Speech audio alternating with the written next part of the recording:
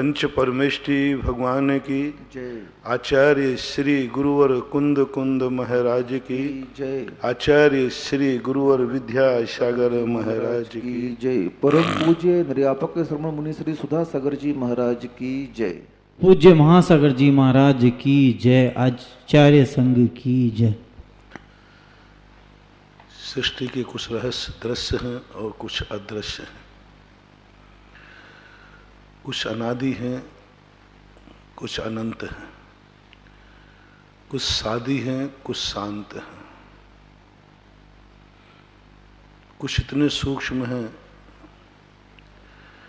कि वो हमारे अंदर घटित होते हैं लेकिन हम उनके अनुभव में नहीं ला पाते हैं। फल भी हमें मिलता है लेकिन हम पता नहीं कर पाते कि ये मैंने कब किया था। किया हुआ हमारा है, हमने किया है। जब फल मिला तो हमने कहा कि नहीं, मैंने तो ऐसा किया ही नहीं, मैं तो कभी ऐसा कर ही नहीं सकता। और कर्म कहता है कि हमारे यहाँ कभी गलती हो नहीं सकती, और अपना अनुभव कह है मैंने ऐसा कभी किया नहीं। अब दो व्यक्तियों के बीच में बहस है, कर्म और आत्मा के बीच की बहस, ये अनादिकाल से चलती आई। कर्म कहता है कि मेरे से गलती ना आज तक हुई है ना कभी होगी, और अपनी आत्मा कहती है जब कर्म का फल मिलता है, सजा मिलती है, दुख मिलता है, तो अपनी आत्मा स्पष्ट नकार देती है मैंने ऐसा किया ही नहीं है। हालांकि अपराधियों की ये आदत होती है, पहली बार में तो वे कहेंगे नहीं मैंने ऐसा किया ही नहीं। हमेशा देखना, अपराधी 99% अपराधी फर्स्ट टाइम में यही बोलेगा नहीं मैंने ऐसा कुछ नहीं किया। और नेताओं की तो एक आदत होती है, वो कहते हैं ऐसा मैंने कुछ नहीं किया है, तो मेरे पीछे षड्यंत्र किया जा रहा है, दूसरी विपक्ष पार्टी ऐसा कर रही है। ऐसी अपनी आदत है कर्म की। कर्म का अपन हमेशा एक ही बात कहते आए, मैंने ऐसा किया ही नहीं। जब जब हमें दुखों का उदय आया, जब जब हम परेशान हुए, तो हमारी आत्मा ने एक ही आवाज लगाई, मैंने ऐसा किया ही नहीं। पता नहीं ये कर्म क्यों चल दे रहा है, पता नहीं भगवान आप क्यों कर दे रहे, मैंने तो कभी ऐसा किया नहीं। स्पष्ट नकार देते, दो टूक नकार देते। और कर्म कहता है मेरे से कभी गलती हो नहीं सकती, मैं कभी गलत नहीं कर सकता, ना मेरी एंट्री ट्रांसफर होती है और ना मैं कभी गलत सजा देता हूं। तब बीच में सर्वज्ञ भगवान आते हैं, क्योंकि कर्मों की बात अपन नहीं मानेंगे, क्योंकि वो जड़ है, अचेतन है। मूर्ख व्यक्ति कितनी भी अपनी सफाई देवे, अपन को डाउट बना रहता है कि शायद ये गलत बोल रहा हो। मूर्ख ही तो है, अचेतन ही तो है, इसको क्या ज्ञान। पूज्यवर विद्यानंद जी महाराज जी ने श्लोक वार्तिक में एक प्रश्न उठाया, अन्य विचारधाराओं का खंडन करते हुए, यदि ज्ञान गुण और दर्शन द्रव्य दोनों अलग अलग हैं, तो जोड़ने वाला जो समवाय नाम का गुण है वो भी अचेतन है, और ज्ञान गुण के जुड़े बिना जीव भी अचेतन है और ज्ञान भी अचेतन है। ये तीनों अचेतन फिर मिलेंगे कैसे? ये गुण इसी को मिलाना है, ये किसी को मिलाना है, कौन कहेगा? वो तो अचेतन है। ऐसा ही जड़ कर्मों का अपनो विश्वास नहीं होता कि जड़ कर्म ऐसा कह दें, जड़ है, मूर्ख हैं, उनको क्या ज्ञान है। किसी का दुख किसी के माथे डाल दें, किसी का सिर फोड़ना है किसी का फोड़वा दें, मूर्खों का क्या भरोसा। तब प्रकृति ने कहा कि ये बहुत बड़ा द्वंद्व हो जाएगा, जीव अपनी गलती स्वीकार करेगा नहीं और कर्म कहता है मैं कभी गलती करता नहीं हूं। इसको सुलझाने के लिए हर दर्शनकार ने, प्रत्येक दर्शनकार ने एक महाशक्ति को बीच में लाए, जिसके ऊपर जीव का श्रद्धान है, जो सर्वज्ञ है, अंतर्यामी है। कहा प्रभु सर्वज्ञ भगवान आप साक्षी हैं, आप बोलें क्या ये कर्म जो मुझे दुख दे रहा है ये सही है? क्या मैंने ऐसा गलत कार्य किया है जो सजा मिल रही है? सर्वज्ञ की प्रामाणिकता स्पष्ट रूप से हमारे विरुद्ध में जाती है, स्पष्ट रूप से विरुद्ध में जाती है। और सर्वज्ञ भगवान ने ही कहा है सूरज पश्चिम से निकल सकता है, दुनिया में सब कुछ गलत हो सकता है, कर्म कभी गलती नहीं करता। आज तक हुई नहीं, होगी भी नहीं, उससे गलती हो ही नहीं सकती। एक ऐसी एक शक्ति है पुद्गल के अंदर, एक स्वाभाविक शक्ति है। कैसी बड़ी बात कि पुद्गल कभी कर्मरूप परिणत होने में कभी गलती नहीं करता है। किसी का कर्म किसी को चिपक जाए, किसी का दुख किसी को दे दे। मनुष्य तो भूल चूक कई बार होती रहती है। मैंने कहा ना भूल चूक तो अच्छे अच्छे लोग, कुंद स्वामी भी डरते हैं कि भूल हो जाए, हम भी डरते हैं, लेकिन कर्म से आज तक कभी भूल नहीं, कभी नहीं हुई। सर्वज्ञ भगवान की घोषणा है, हे भोले प्राणी तू तो इतना भूला है कि तू करके भी भूल गया। तू तो ऐसा भूला है कि खाके भी भूल गया कि मैंने क्या खाया। तू तो ऐसा भूला है कि बोल के भी भूल गया कि मैंने क्या बोला है। तू तो ऐसा भूला है कि वस्तु स्वयं रख देता और भूल जाता मैंने कहाँ वस्तु रख दी। तू तो ऐसा भूला है कि स्वयं को भी नहीं पहचान पाता कि मैं हूं। तेरे भुलक्कड़पने के कारण से ये सब कुछ हो रहा है, तूने गलती की है। अदृश्य कसाय जो श्रेणी में जाता है। मैंने कल उदाहरण दिया था, मुनिराज जितने परम भावलिंगी विशुद्ध होते हैं वो खुद मानते हैं कि मेरे तो अब कसाय है ही नहीं, लेकिन 10वें गुण स्थान तक कसाय का अध्वान कहा। कसाय है, कसाय का बंध है, कसाय का फल है, कसाय का कार्य है, सब कुछ हो रहा है और हमें खबर नहीं है। हमारी जिंदगी में घटित हो रहा है, हमें खबर नहीं है।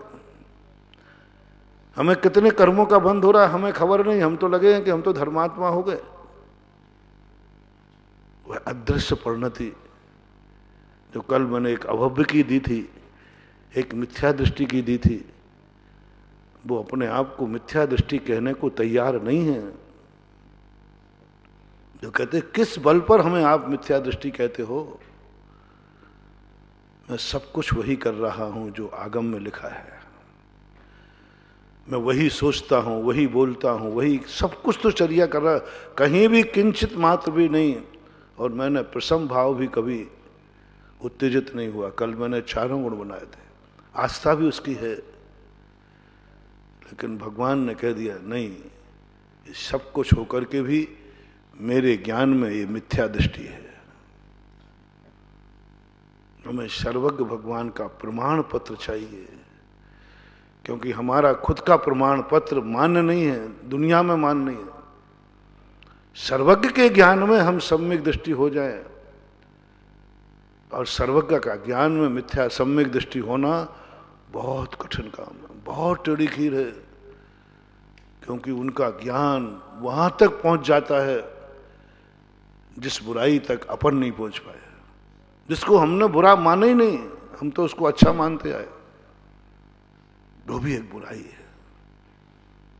उसको अपन कल्पना भी नहीं कर सकते कि ये बुरा कार्य है, लेकिन भगवान ने कर लिया। छोटी छोटी बात को पकड़ कर ने कहा नहीं, तुम्हारे अंदर सम्यक दर्शन नहीं है, मैं देख रहा हूं अपने केवल ज्ञान के द्वारा। अब क्या करें? अपने हाथ में यदि सम्यक दर्शन बनना सर्टिफिकेट होता, अभी तक अपन सब बना के गले में टांग लेते। लेकिन ये सूक्ष्म पूर्णति सर्वज्ञ भगवान की खातिर डाल दी उनके ज्ञान में। इसलिए शास्त्र के आधार पर भगवान के पास जाओ तो भगवान को तो अपन ने पहचान लिया, क्या भगवान ने भी हमें पहचान लिया? भगवान के शुद्ध स्वरूप को देखकर तो हम हर्षित हैं, क्या भगवान के सामने हमने भी अपना शुद्ध स्वरूप बना लिया? जैसा हम भगवान चाहते थे वैसा हमें भगवान मिल गया, लेकिन जैसा भगवान चाहते थे वैसे क्या हम भक्त बन पाए? जैसा गुरु चाहते थे हमें वैसा गुरु मिल गया, लेकिन जैसा चेला चाहते हैं गुरु, क्या वैसे शिष्य हम बन पाए? बहुत कठिन बात है। और वही साधना, वही पुरुषार्थ सबसे पहले करना है। और भगवान के भरोसे, इसलिए मैंने परसों कहा था, भगवान हमारे संबंध में क्या जानते हैं इस चक्कर में मत पड़ना। बहुत बड़ी पोल पट्टी खुलेगी, बहुत बड़ी, बहुत बड़ा होगा। जो केस जितनी छोटी अदालत में निपट जाए निपटा लो, ऊंची अदालत में बहुत खतरा है। कभी प्रयास मत करो कि भगवान क्या जानते हैं, क्या जानते हैं। मैं वह जानना चाहता हूं जो भगवान जानते हैं। ये भूल कभी मत करना, कभी नहीं करना। मैं वह जानना चाहता हूं जो भगवान जानते हैं, जो भगवान देखते हैं, जो भगवान सुनते हैं, जो भगवान करते हैं। नहीं कर पाओगे। और कई बार तो ऐसा परिणाम हो जाता है कई स्वाध्याय बंधुओं का, जो भगवान हैं वही अनुभव मैं करना चाहता हूं। कर रहे हैं आजकल लोग, जो मैं हूं वह है भगवान, जो मैं हूं वह है भगवान। बहुत बड़ा रिस्क है, बहुत बड़ी रिस्क है। हमें अच्छा लगता है काश मैं भी भगवान के समान वेदी पे बैठ जाऊं तो मेरी भी पूजा चालू हो जाए। हो सकती है, कोई बड़ी बात नहीं है। लेकिन जो वेदी पे बैठा है वो हिलता नहीं है, डुलता नहीं है, खाता नहीं है, पीता नहीं है, बोलता नहीं, कुछ नहीं बनता। तुम 24 घंटे यहां से बैठ के बताओ कल से पूजा चालू हो जाएगी तुम्हारी। नहीं, मैं खाने को तो उठूंगा, जो खाने को उठेगा तो फिर बाहर शुद्धि को भी जाएगा, बाहर भी जाएगा। नहीं कर सकते। कैसी कल्पना भी मत करना बंधुओं कि मैं जो हूं वह है भगवान। उन्होंने क्या जाना, मुझे तो अंजन चोर अच्छा लगा। बोले मैं झगड़े टंटे में नहीं पड़ता भगवान कि नमोकार मंत्र क्या है, इसमें क्या रहस्य, इसको समझाओ। अंजन चोर कहता मुझे समझना ही नहीं है, मैंने तो आपको समझ लिया, आपको समझ लिया। बहुत सारे ऐसे भक्त, पूरा त्रियंश जाति असंख्यात सम्यक दृष्टि त्रियंशों में है। वो कहते भगवान मुझे मत समझाओ, मैंने तो आपको समझ लिया, तू सच्चा है, बस तू सच्चा है भगवान, मेरा भगवान सच्चा है बस। भगवान जो जानते वो सच्चा है कि नहीं, इस झगड़े टंटे में मैं नहीं पड़ता, क्योंकि मेरी बुद्धि इतनी नहीं है कि भगवान जो जानते हैं उसको भी सत्य असत्य का निर्णय कर सकूं। बस इतना पक्का हो गया कि भगवान सच्चा है। अब वो जो जानता है वह सब सच्चा है। अंजन चोर ने कह दिया मैं कुछ नहीं जानता, सेठ वचन प्रमाणम, बस सेठ के वचन मुझे प्रमाण हैं। इसलिए भगवान के सामने जाते ही कुछ जानो मत, भगवान हमें तो आप प्रमाण हैं बस। शास्त्र पढ़ते समय कुछ ज्यादा तर्क वितर्क नहीं, चिन्मानी प्रमाण है। गुरु महाराज ने कहा गुरु प्रमाण है, जहां तुम्हारा बस उनको ही प्रमाण मानते जाना। तो फिर महाराज हम करें क्या? जो भगवान जानते हैं उसकी अनुभूति नहीं करना अपन को, क्योंकि भगवान को जो अनुभव हो रहा है वो हमें भगवान बने बिना नहीं होगा। पहला तो निर्णय ये करें। जो भटक रहे हैं लोग, समय सार पढ़ के, जैसे ग्रंथ पढ़ करके भटक रहे हैं लोग, बनारसी दास को लौट के आना पड़ा। उन्होंने यही कहा जो भगवान का अनुभव है, जो गुरु का अनुभव है, वो मैं करके दिखाऊंगा। शास्त्र पढ़ लिया उन्होंने कहा भगवान का परमानंद है। मुनियों को वो आनंद आ जाता जो इंद्र नागेंद्र नारेंद्र को नहीं आएगा। एक दिन बनारसी दास को सनक चढ़ी कि मैं वो अनुभव करके दिखाऊंगा। कमरा बंद करके बैठ गए। बौद्ध ने 6 महीने तक मैं वो अनुभव करके दिखाऊंगा जो ऋषभदेव ने किया था।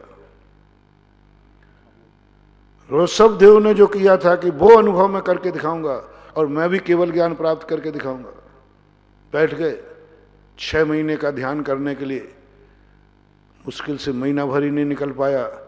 पृथ्वी घूमने लगी, चक्कर आने लगा, ऐसी हालत हो गई कि मरने की स्थिति हो गई।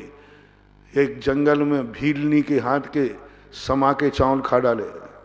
मरता क्या नहीं करता, भूखा क्या नहीं करता। आग लगी, नहीं सहन कर पाए। और ऋषभदेव 6 महीने तक तो उपवास किए और 7 महीने 8 दिन निराहार, 1 साल 13 महीने लगभग निराहार घूमे। कभी मन में विकल्प नहीं आया। बौद्ध की ये दशा हो गई।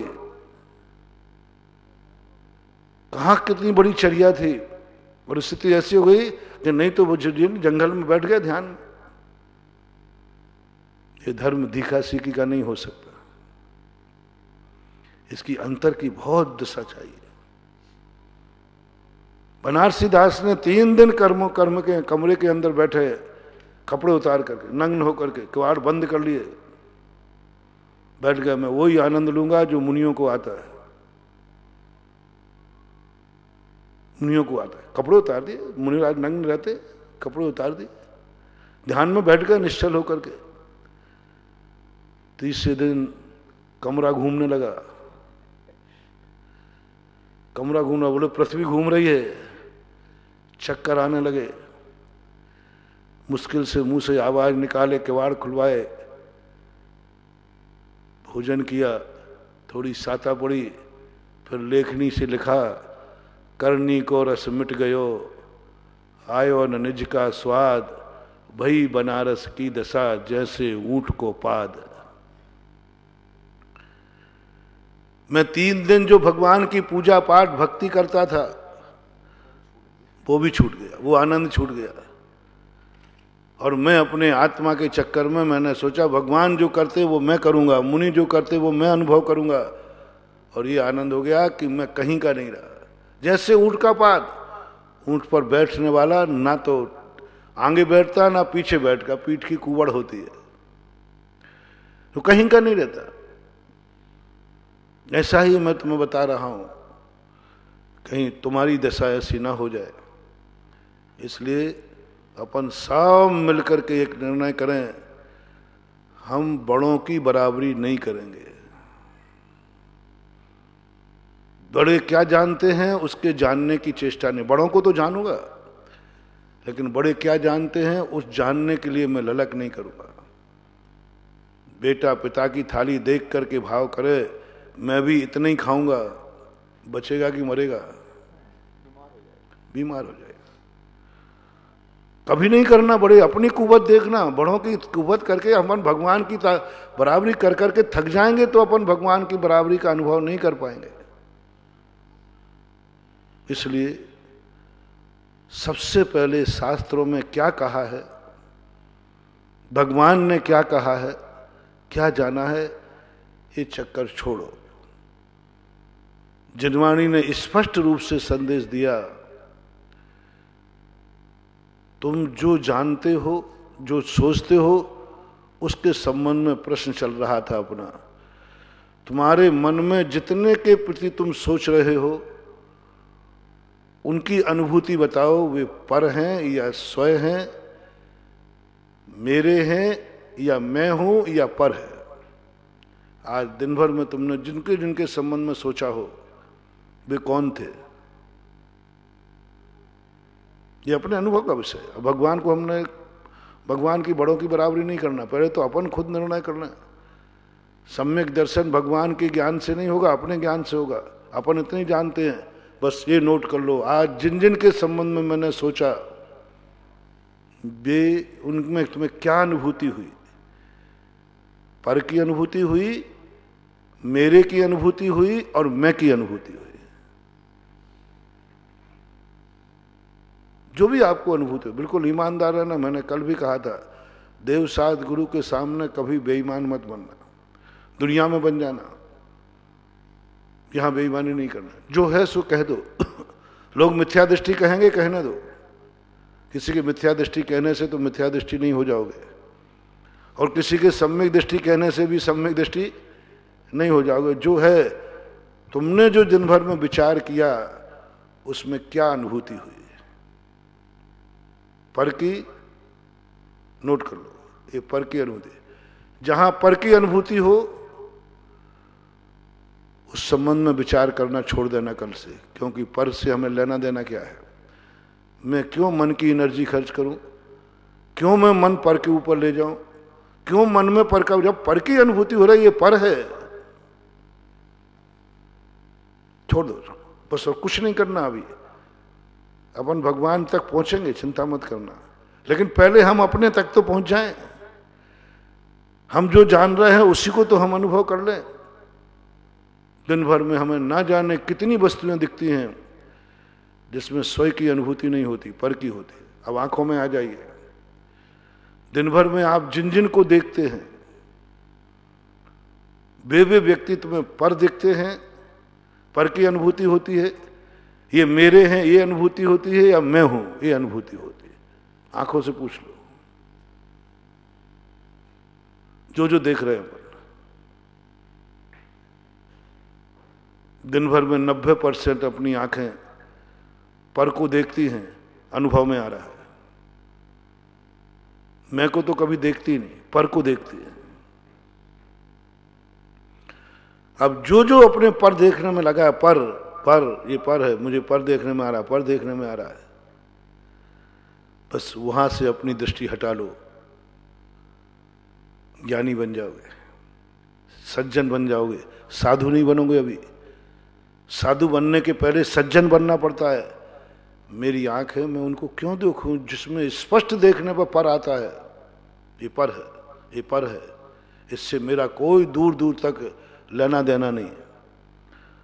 दूर दूर तक ना मेरा लेना देना, मुझे स्पष्ट दिख रहा है कि ये पर है। मुझे मिलना ही नहीं कभी, कितनी प्रयास करें, पर है। उसको अपनी आंख से बचा लो बस। साधु कुछ नहीं करता महानुभाव, उन वस्तुओं को उस दृष्टि से देखना बंद कर देता है जो पर है। बस वो एक ही बात देखता है लेकिन नजरिया बदल जाता है।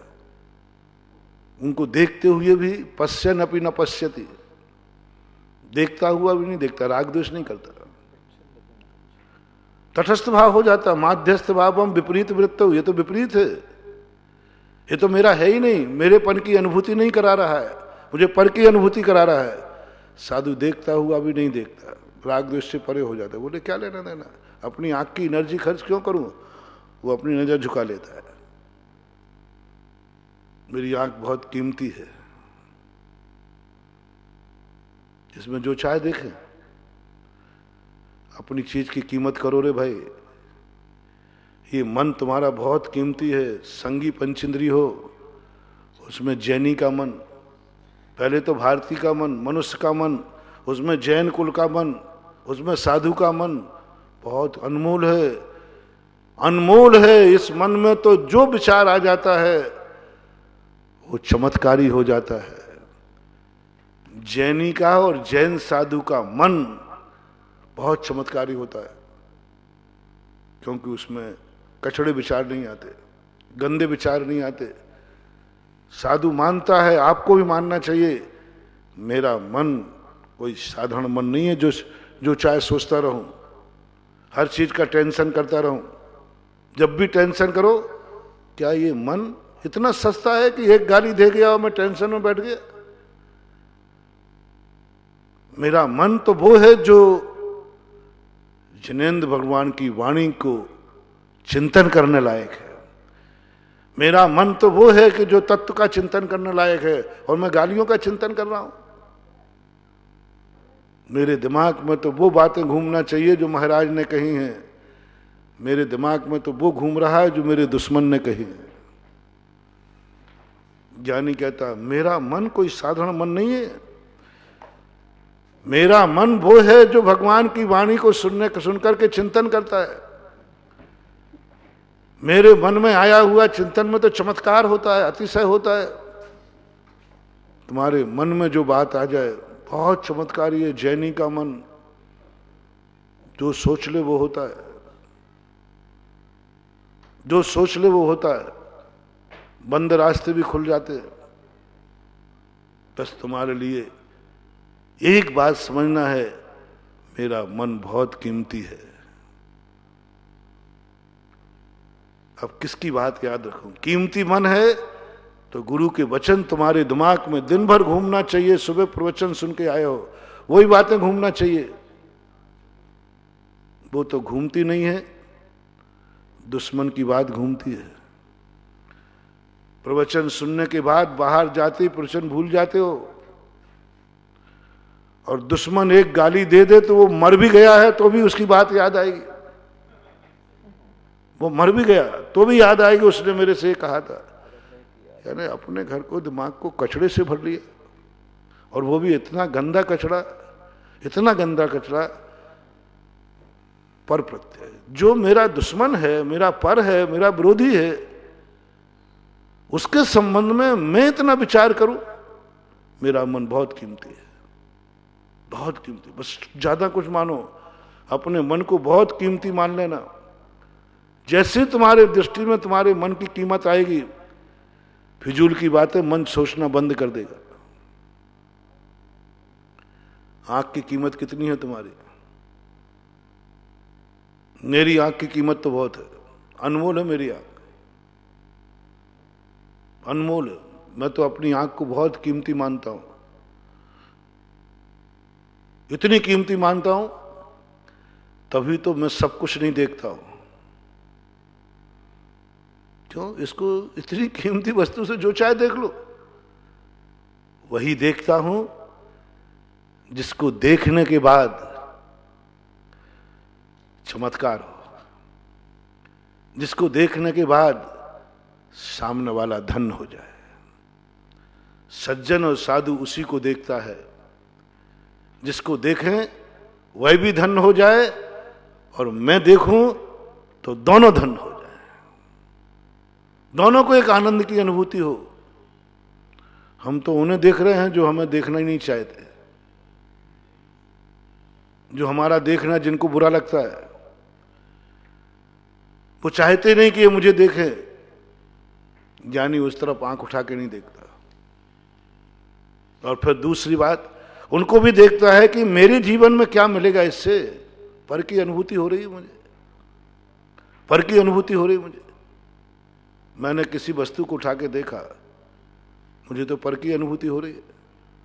ये पर है, पर है, स्पष्ट रूप पर है। जितनी चीजें देखता हूं सब पर दिखती है। तो ज्ञानी कहता है, पर को देखने के लिए आंख नहीं है, मेरी आंख स्वयं को देखेगी या अपनों को देखेगी।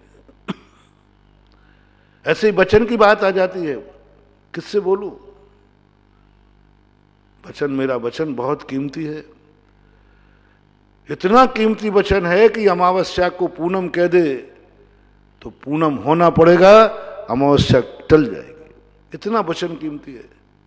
हर किसी से मत बोला करो, हर समय मत बोला करो। एक एक वचन की कीमत है। साधु से कहा गया,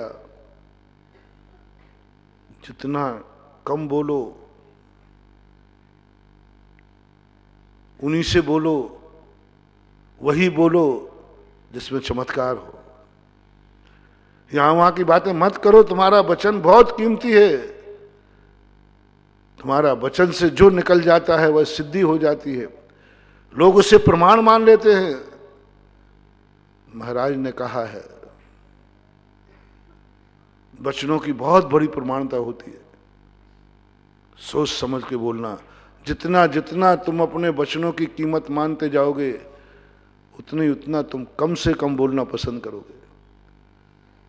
क्योंकि तुम्हें मालूम है कि मेरे मुख से निकला नहीं शब्द और सारा ब्रह्मांड हिल जाएगा, सारी दुनिया हिल जाएगी। सारी दुनिया उसी रास्ते पे चल जाएगी जो रास्ता मैंने बोला है। पहले मैं कुछ भी बोल देता था, क्या फर्क पड़ा, जैसे बच्चे लोग बोलते ना। अब नहीं बोलता हूँ, क्योंकि अब मुझे पता चल गया कि इस मार्ग से जो बोला जाता है उसे लोग पत्थर की लकीर समझ लेते हैं। अब खतरा हो गया। कोई मान नहीं रहा था, कोई प्रमाण नहीं मानता था, तब तक कोई खतरा था नहीं, कुछ भी बोलते जाओ। अब नहीं हो सकता। अब तो एक शब्द बोलते समय मानना है, मार्ग और उन्मार्ग हो सकता है एक शब्द पर।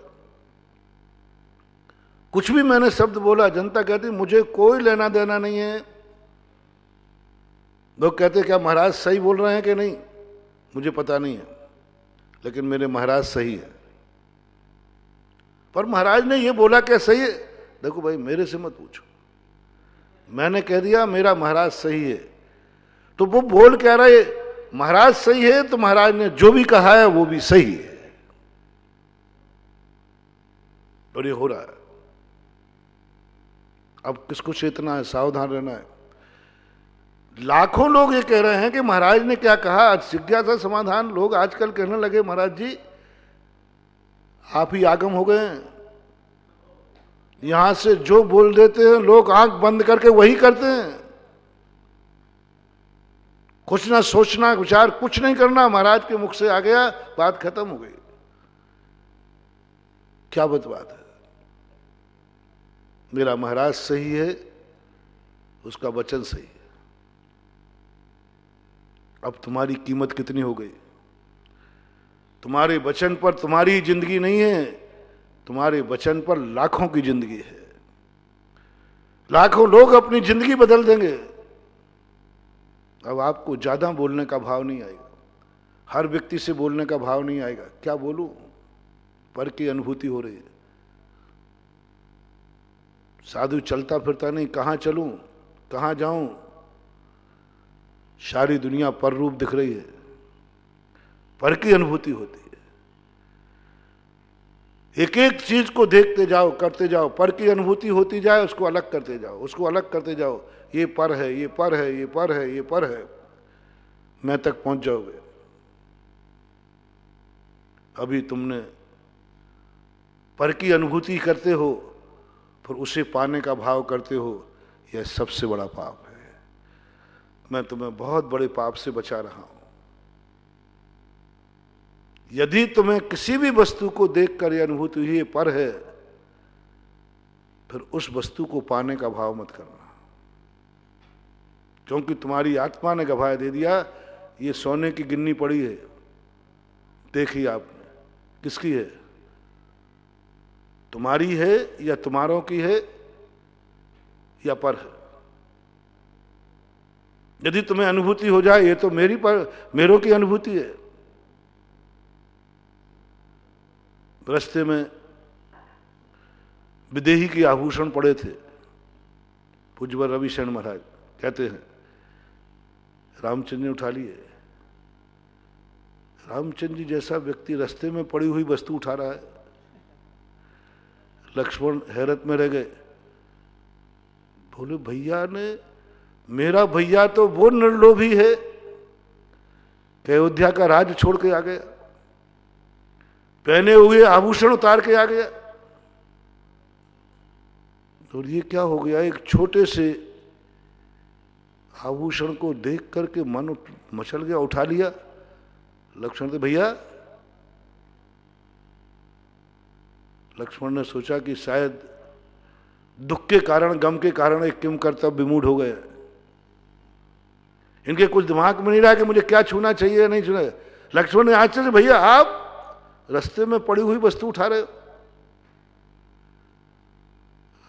लक्ष्मण तुम मेरे पर शक कर रहे हो, मैं पराई वस्तु नहीं उठाता हूं, पर आपने हाथ से उठा लिया, इनमें मुझे मेरेपन की अनुभूति हो रही है। ये किसी मेरे के हैं, उठाते नहीं रामचंद्र जी। उनको तो सब दूसरी पर वस्तु मिट्टी के समान है, लेकिन उनमें अनुभूति हो गई कि ये वस्तु पर है, वे देखते ही नहीं। बड़े बड़े राज छोड़ के चले गए रास्ते में, लेकिन एक छोटे से आभूषण पड़े थे, क्या अनुभूति हुई? ये मेरे व्यक्ति के हैं, मेरी सीता के हैं, लक्ष्मण देख, तू भी उठा लेगा। लक्ष्मण ने भी देखा कि ये पैरों के बिछिया जो हैं ये मेरी भाभी के हैं, उस हाथ में उठा लिया। रामचंद्र, तूने कैसे उठा लिया ये? तू तो मेरे से कहता पर को क्यों उठाया? नहीं, ये मेरी भाभी के हैं, तो तुम्हें छूट दे रहा हूं। किसी भी वस्तु को देखने का, किसी भी वस्तु को उठाने का, उसमें मेरेपन का अनुभव होना चाहिए। खूब देखो, देखने बार बार देखो, कोई आपत्ति नहीं है, पर तुम्हें अनुभूति हो रही कि ये कोई मेरा है। मेरा शब्द लगा दो, बस एक टाइटल लिख दो, मेरा शब्द लगा दो, फिर उठा लेना, अंदर से उठाना। एक टिकट वाला था, बहुत, उसको कहीं सीट नहीं मिल रही थी। एक जनाना डिब्बा खाली था और जनाना डिब्बा के बाहर एक जनाना की फोटो लगी रहती है, उसमें लगा है जनाना कोच। उसने कहा क्या कहें, महिला कोच। वो जेब में चाक रख के चलता था। उसने डिब्बे पर जनाना कोच लिखा था, उस पर क्रॉस लगाया और बैठ गया। टीटी आया, बोले इसमें क्यों?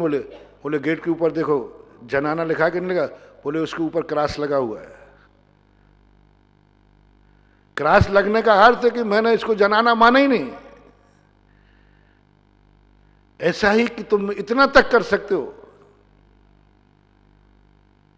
मन से पूछ लो, ये सोने का बिस्कुट पड़ा है, किस अपेक्षा से मेरेपन की अनुभूति कर, क्रॉस लगा के कर, कोई पहले से कर, यहां से कोई मेरा गुजरा होगा, मेरे बाप दादे गुजरे होंगे, कहीं गुजरा होगा, थोड़ा दूर तक करो, किस में तुम्हें मेरेपन की अनुभूति हो रही है? रास्ते में पड़ा है सोने का बिस्कुट, गुणा भाग लगा दीजिए, मेरा शब्द लगाओ पहले। ये मेरे तीर्थ यात्री का हो सकता है, मेरा शब्द लगाना, मेरा शब्द लगाना। यदि मेरा शब्द आपको समझ में आ जाए, तुरंत उठा लेना उसको, कहीं से भी मेरा लगाना, मेरेपन की अनुभूति करो कि यह मेरा है, चाहे चेतन हो चाहे अचेतन हो। पर वस्तु की अनुभूति को उठाओगे तो महान चोरी का दोष लगेगा। जनान में बैठोगे तो आप माने जाओगे कि टीटी कुछ नहीं कह पाया क्योंकि क्रॉस लगा था। अब उसने ये नहीं बताया कि क्रॉस मैं नहीं लगाया था। बोले अच्छा, इसमें क्रॉस लगा तो इसका अर्थ है इसको जनानापन कैंसिल कर दिया गया। तुम जब कोई तुम्हें पकड़ लेगा, कर्म भी पकड़ेगा, तो क्यों उठा लिया? बोले मुझे ऐसा लगा कि ये मेरे परिवार का बिस्कुट है, मेरी यात्री का बिस्कुट है, मेरे नगर का बिस्कुट है, मेरा शब्द इसलिए मैंने उठाया। आपका कानून की धारा कम हो जाएगी, कर्म आपको बहुत कम बंद होगा, क्योंकि आपने मेरा मान के उठाया है। और पराया मान के उठाओगे तो कर्म बंद बहुत होगा। इसलिए दुनिया में तुम्हें जो कुछ देखना है, जो कुछ सोचना है, जो कुछ बोलना है, जो कुछ करना है, जिससे भी संबंध बनाना है, मेरेपन की अनुभूति करो पहले। और मेरेपन की जब अनुभूति तुम्हारे लिए हो जाए, उन वस्तुओं से तुम संबंध जोड़ना, उन वस्तुओं से तुम स्वीकार करना। महाराज आपने तो बड़ा सरल मार्ग बता दिया। हम तो सीधा कह देंगे सब मेरे ही है, सरकारी संपत्ति अपनी संपत्ति है। महाराज बहुत अच्छा है, अब गुल्लक खोलना। बोले महाराज मैंने गुल्लक में से इसलिए निकाल लिया कि मेरे ही लोगों ने तो डाला था, मेरी तो गुल्लक है, मेरी तो भगवान की गुल्लक है। अब गुणा भाग लगाना मंदिर में, ये सब मेरी तो भगवान मेरा है और मेरा जगत पिता है, और जगत पिता मेरा होने से मैं बेटा हुआ तो उसकी वसीयत पे अधिकार बेटे का है, तो ये मेरी वसीयत है, आज से उठा के ले जाना सब। मेरापन में क्या, एक चाक की ले क्रॉस लगा देना बस, और क्या करना। इतना सरल होता मेरा ना, तो हर व्यक्ति पाप से बच जाता। हर व्यक्ति हर वस्तु को कह देता ये मेरा है, किसी को भी कहना ही तो सब है, ये मेरा है, किसी अपेक्षा से कह देता, किसी अपेक्षा से कह देता। मेरापन शब्द बहुत कठिन है महानुभाव। किसी वस्तु को मेरा मानना बहुत कठिन है, बहुत कठिन है। तुम्हारा है, तुम्हारी वस्तु है ये,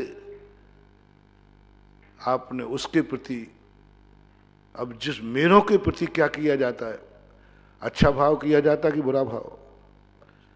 मेरों के संबंध में तुमने कह दिया ये मेरा है, कभी तुमने 2 मिनट मेरों को दिया? 8 दिन पहले प्रवचन अपन ने यहीं से छोड़ा था, अपन साइड में चले गए थे। मेरा बनाना तो सरल है, लेकिन मेरों के लिए तुम कितना समय देते हो, मेरों के हित में कितना सोचते हो? ये मंदिर मेरा है, ये भगवान मेरा है, भगवान के लिए कितना समय देते हो? मेरा उसी को बना सकते हो जिसको तुमने कुछ समय दिया हो, कुछ उपकार किया हो, उसका भला किया हो, तुम्हारा भला नहीं। जिससे तुम्हारा भला होना है वो मेरे की परिभाषा में नहीं आता, वो तो स्वार्थ की परिभाषा में आता। मेरा वह नहीं कह सकते, उस वस्तु को मेरा नहीं कह सकते। ये सोने का बिस्किट है, मेरे बड़े काम आएगा, मेरे काम आएगा इसलिए मेरा है, नहीं। मेरा किसको बनाया जाता? मेरा पुराण पढ़ो। अभी 3 दिन से मैं पर पुराण पढ़ा रहा था, पर की अनुभूति। अब आज शुरुआत कर रहा हूं, मेरा पुराण पढ़ो। मेरा बनाने की परिभाषा क्या है? सारा संसार हर वस्तु को मेरा बनाना चाहता है। ये वस्तु मेरी हो जाए, ये वस्तु मेरी हो जाए, ये वस्तु मेरी हो जाए। ये परिभाषा मेरा बनाने की नहीं है। मेरा बनाने का अर्थ है उसी वस्तु को तुम मेरा बना सकते हो जिसको तुम दे सकते हो, जिसको कुछ उपकार कर सकते हो, जिसको तुमने कुछ किया हो, करने का मन हो। क्या दिया तुमने? कितना सोचा? मान लो किसी वस्तु को तुमने मेरा बना लिया, किसी व्यक्ति को मेरा बना लिया, तुमने उसके लिए कितना सोचा है? अच्छा, उसके हित में कितना सोचा है? उसके लिए कितना सोचते हो? उसके लिए आप कितना कमाते हो? उसके लिए आप कितना खाते हो? महाराज ये मंदिर मेरे हैं। बोले क्यों? जब भी संकट आता है मैं भगवान का याद करता हूं, शांति धारा करता हूं। मेरे भगवान है? नहीं, मंदिर मेरा है, भगवान मेरे हैं, गुरु मेरे हैं। आपसे पूछता हूं, आपको भगवान मेरे हैं, भगवान के लिए आपने कितना समय देते हैं? मन में भगवान के प्रति कितना सोचते हैं जिससे तुम्हें लाभ नहीं हो, भगवान को लाभ हो? मेरा बनाना है। मेरा बनाने का बहुत सीधा तरीका बता रहा हूं, सरल है, समझ में बहुत उतारना बहुत कठिन है। 90% लोग भगवान को मेरा इसलिए कहते हैं कि वो उसके काम आते हैं। जब कोई काम नहीं आता तो बाबा काम आते हैं। ये मेरेपन की अनुभूति नहीं। भगवान को मेरा बनाना है तो आज से नियम कर लो, मेरे से भगवान को क्या लाभ है? तुम भगवान को क्या दे सकते हो जिसमें भगवान को लाभ मिलना चाहिए? तुम्हारे लिए नहीं, तुम्हारे लिए नहीं। तुम्हारे लिए तो बाद में दिलवाऊंगा मैं, वो तो तुम्हें बहुत बाद में मिलेगा। तुम्हें क्या मिलेगा वो तो तुम देख के दंग रह जाओगे। अभी तो तुम भगवान को मेरा बनाने चले हो, इसलिए नहीं कि ये संकट मिट देंगे, मेरे दुख मिट देंगे, मेरी इच्छा की पूर्ति करेंगे। पहला चिंतन करो, भगवान को मैं मेरा बनाने जा रहा हूं, तो क्या भगवान को मेरे से कोई लाभ होगा? कि मैं भगवान को कोई लाभ दे सकूंगा? जो इज्जत भगवान भगवान बन के नहीं कमा पाए, वो इज्जत क्या तुम भगवान को दिला पाओगे? वो महिमा भगवान की तुम्हारे जाने से बढ़ेगी? तुम्हारे धोख देने से भगवान की महिमा बढ़ेगी कि घटेगी? तो भगवान का नाम जपोगे, सोचो महानुभाव, भगवान का तुम कितना चिंतन कर सकते हो। ये चिंतन मैंने भगवान को किया तो भगवान को ये लाभ होगा। आज मैंने भगवान का दर्शन किया है, क्यों? भगवान की महिमा बढ़ जाएगी, मेरे दर्शन करने से बढ़ जाएगी। क्या तुम्हारी आंख में इतनी ताकत है कि तुम्हारे दर्शन करने से, तुम्हारे नमोस्तु करने से भगवान की महिमा बढ़ जाएगी? भगवान की महिमा बढ़ जाएगी, बहुत बड़ी महिमा बढ़ेगी। हुआ है भरत चक्रवर्ती के दर्शन ने, जो नमोस्तु नहीं करने वाले थे, जैसे ही भरत चक्रवर्ती ने नमोस्तु किया, हजारों मलेक्षों ने नमोस्तु कर लिया। तुम दर्शन करने आ रहे हो, भगवान को क्या लाभ है ये बता दो। तुम्हारे दर्शन से कुछ करना है अपन को। भगवान को लूट लूट करके हमने खाली तो नहीं कर दिया भगवान को।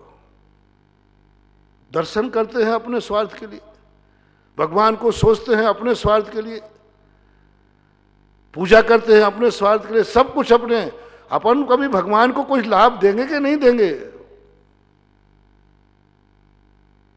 बनाओ महानुभाव, भगवान की महिमा बढ़ाओ। भगवान से अपनी महिमा तो बढ़ जाएगी, अपने आप बढ़ जाएगी। तुम्हारे कारण से भगवान की महिमा बढ़ जाए। नमोकार मंत्र की माला फेरने से तो मेरी महिमा खूब बढ़ती है, लेकिन मेरे नमोकार मंत्र फेरने से नमोकार मंत्र की महिमा बढ़ जाएगी। शमंत भद्र महाराज ने कहा, भगवान मेरे नमोस्तु से आपकी महिमा बढ़ेगी, मेरे नमोस्तु से आपकी महिमा बढ़ेगी। बढ़ती है महिमा। भगवान को नमोस्तु किया समंत भद्र ने। भगवान मैंने आपको अपना माना है, लेकिन ध्यान रखना मैंने अपने लिए नहीं माना है। मैंने पहले ही सोच लिया भगवान मैं तुझे नमोस्तु करूंगा और तेरी महिमा ऐसी बढ़ेगी कि सारा जगत दांतों तले उंगली दबा ले। जो नमस्कार नहीं कर रहा है वो नमस्कार करेंगे। जिन्हें आपका केवल ज्ञान नहीं झुका पाया, जिन्हें आपकी तपस्या नहीं झुका पाई, जिन्हें आपका अरहंत पद नहीं झुका पाया, उसे मेरा नमोस्तु झुकाएगा। क्या गजब की चुनौती। केवल ज्ञान ही नहीं झुका पाया उसको, और समंत भद्र कहते मेरा नमोस्तु झुकाएगा। आपकी तपस्या से भी ज्यादा ताकत मेरे नमोस्तु में भगवान। जो इज्जत, जो मान, जो सम्मान आपने नहीं पा पाए, उन मिथ्या दृष्टियों से को भी मैं तेरे चरणों में झुकाऊंगा। ये मेरे नमोस्तु में ताकत है, आपके केवल ज्ञान में नहीं है। आपके 34 अतिशय होंगे, लेकिन उनमें एक भी अतिशय नहीं है जो मिथ्या दृष्टि को झुका दे। लेकिन मेरे नमोस्तु में वो चमत्कार है, अतिशय है, जो इनको झुका सकता है।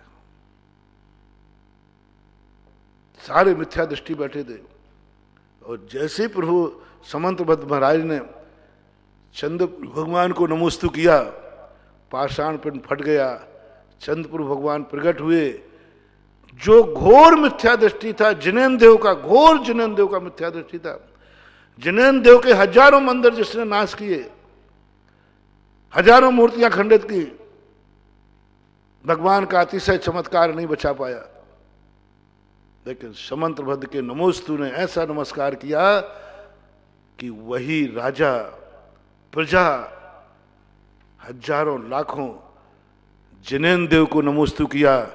और जिन धर्म विरोधी ने महाराज के नमोस्तु करने पर मुनि दीक्षा लेकर महाशिव कोटि महाराज बने। शिव कोटि महाराज और किसी से नहीं बने महानुभाव। भगवान की महिमा सुन के नहीं, शास्त्र को सुन के नहीं, मां समंत भद्र के नमोस्तु के कारण से इतनी महिमा हुई। अपन भगवान को बहुत कुछ दे सकते हैं, लेकिन अपन इतने स्वार्थों से भर गए हैं कि अपना स्वार्थ सुविधा किया, कोई मतलब नहीं। हमें हर पग पर देखना है बंधुओं, मेरा सिद्धांत है, और मैं तो तुम्हें पहले भी प्रवचन में कह चुका हूं, बड़ों से लेने का भाव छोड़ दो, बड़ों को देने का काम करो। बड़े मेरे काम कब आएंगे ये भाव छोड़ दो, मैं बड़ों के काम कब आऊंगा ये छोड़ दो। धर्म मेरी रक्षा कैसे करेगा ये विचार छोड़ दो, मैं धर्म की रक्षा कैसे करूंगा ये विचार पाल लो। मैं कब धर्म के काम आऊंगा, भगवान के काम में कब आऊंगा। वास्तविक भक्ति। हनुमान का जीवन चरित्र जब वैष्णव दर्शन में देखते हैं, हनुमान ने कभी नहीं सोचा रामचंद्र जी मेरे काम कब आएंगे, कभी नहीं सोचा, भाव नहीं आया। हमेशा एक ही बात सोचता रहा, मैं प्रभु के काम कब आऊंगा, कब आऊंगा। एक बार भी जिंदगी में भाव नहीं आया कि रामचंद्र जी मेरे कोई काम करे, मेरा कोई काम करे, नहीं। और अपन लोगों में जैसे महान आदमी, बड़ा शक्तिमान मिलता है, अपन तुरंत अपने काम निपटवाते, चाहे भगवान हो, चाहे गुरु हो, चाहे राजा महाराजा, कोई भी हो। हनुमान कहता है नहीं, आज हनुमान की पूजा राम से भी ज्यादा हो रही है। दुनिया में रामचंद्र जी के उतने मंदिर नहीं है जितने बालाजी के हैं। मात्र एक कारण से स्वयं करता रहा, लेकिन जब भगवान की बात आई सामने तो अपने आराध्य के सारे काम करता रहा। उसका सोच ही था प्रभु से मैं अपने काम नहीं कराऊंगा। मेरे सोच में, मेरे मन में भी वही भाव आता है। मैं तो भगवान से एक ही बात कहता हूं, भगवान मैं संकटों से नहीं डरता हूं, मैं विपदाओं से नहीं डरता हूं, बस मेरे लिए जीवन में ऐसी कोई विपदा ना आ पाए जिस विपदा को मुझे आपसे दूर कराना पड़े, आपसे मेरी रक्षा कराना पड़े। आप मेरे अंग रक्षक नहीं बनाना चाहता हूं भगवान। मेरा भाव है मैं सदा तेरा अंग रक्षक बन के रहूं। तू मेरा अंग रक्षक नहीं, मैं तेरा अंग रक्षक बनूं। तू मेरे काम नहीं आएगा, मैं तेरे काम आऊंगा। तू मेरे कार्य नहीं करेगा, मैं तेरे कार्य करूंगा। जितने काम है तेरे सब मैं करूंगा। तेरे लिए मैं मरूंगा, तू मेरे लिए नहीं मरेगा। तेरे लिए जीऊंगा, तू मेरे लिए नहीं जिएगा। सब कुछ तेरे लिए करूंगा, तू मेरे काम कभी मत आना। कितनी संकट में पड़ जाऊं मैं, भगवान तू मेरे काम मत आना, नहीं तो मेरी साधना विफल हो जाएगी। क्योंकि मैं सच्चा भक्त बनना चाहता हूं और सच्ची आत्मा से कहना चाहता हूं भगवान मेरा है, क्योंकि मैं भगवान के लिए जी रहा हूं। भगवान मेरा है क्योंकि मैं भगवान के लिए जी रहा हूं। समय आपका हो गया, अंतिम वाक्य बनाए। किसी को मेरा बनाने के पहले क्या सोचना है, इसको मैं मेरा बना रहा हूं, मैं इसके लिए ही जीऊंगा, इसके लिए ही मरूंगा, इसके लिए सोचूंगा, मैं इसके काम आऊंगा, मैं इसको लाभ दूंगा, इसको कुछ ना कुछ लाभ दूंगा।